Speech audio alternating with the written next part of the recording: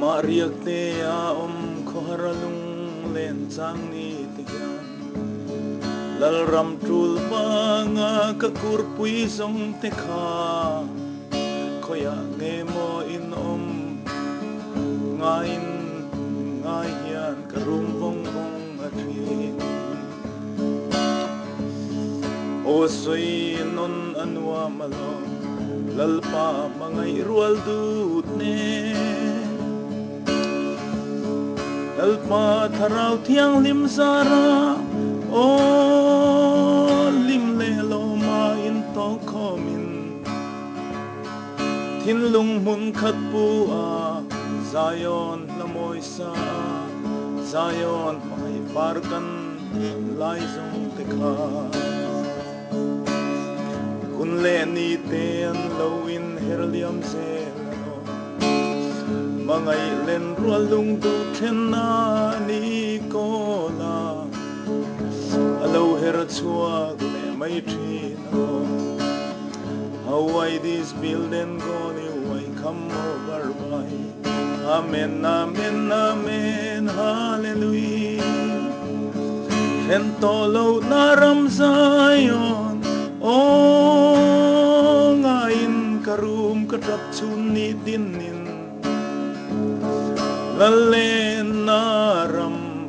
lalen naram Zion kai zual thin mange iha o lal nun nem lo leng le ta che mariak ne a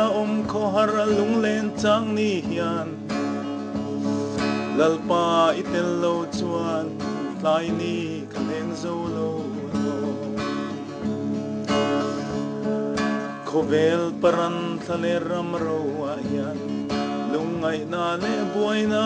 ten ni tin tuilian nangin tuilian ang mai hianin min len thin lo ma over I come I kill I go like there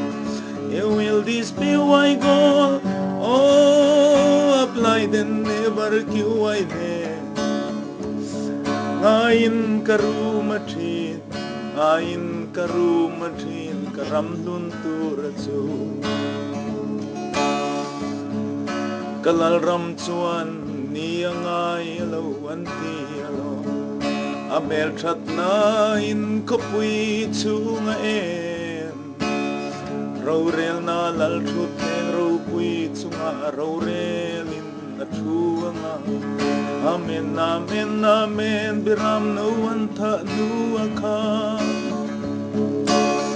mana biram no liam nu o kalvari athi akhan ro rel in a chuanga ro rel turin lo kalle amen I come I kill I go apply then sober here ang bay how I apply that meal oh kill I then over kill I go amen hallelujah lalen naram ngain karum fau tri na lo hey ha lalpa imangai te kandam the love khovel se boy na rama hian imangai te arang kanwai le mai thi sin thaler puan zar nuaya tang hianin rapin Zion ram nuam kalo athir o then thei lo kalau mange lalpa lo leng ala lalpa lo leng le ro kat lung chunga yan isu nun nem lo trong le mai ta che kati isoi dup moya lo khovel moi zong zong te hian lung lai min nem thei lo away this building income ever amen amen amen hallelujah she boy na ram hi o ka va vai na ram mani she tua ra ka rum na ram mai ani lalpa iram thiang nim kan ngai to mange amen amen amen hallelujah amen oh I come kill this be why golden ling by I kill them golden why come for oh retheina wang trapa ni len ka zuam lali su amen amen amen hallelujah amen amen ilen naram zayon kapui ya tai talen koleng hoya yan ngain karum alo ma ithil siam boy tin reng kathira chang yan o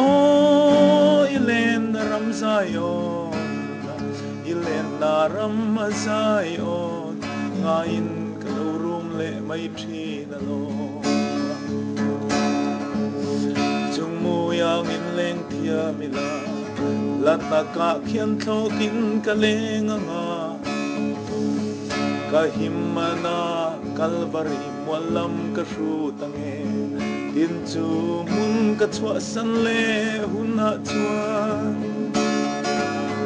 lal naram ni tlangai lawa o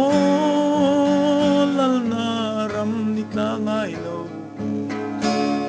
lal pa mai te an len na ram sai on kapan mai do na sin na how I this build up by never do I go ele she boy na ram ma hian ni re ka cham don to lo me ka chwa san ni theng thuai don na kholola tur nga na maya ni alo na o Zion ram ngai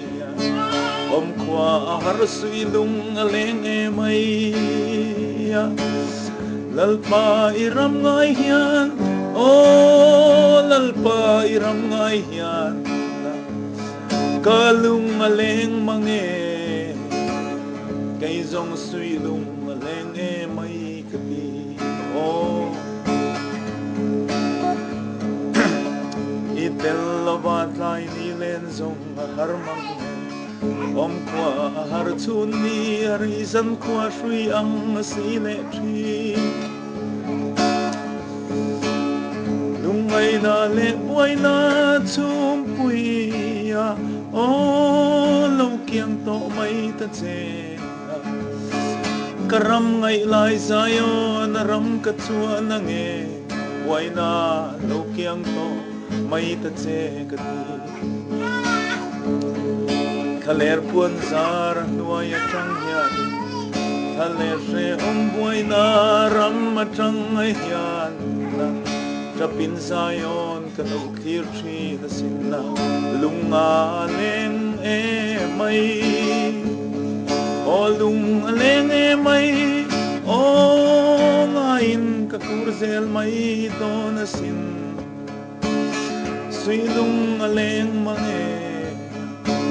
kanan ramoy kente ilo kalaw mange kati o shuai turo pui mausi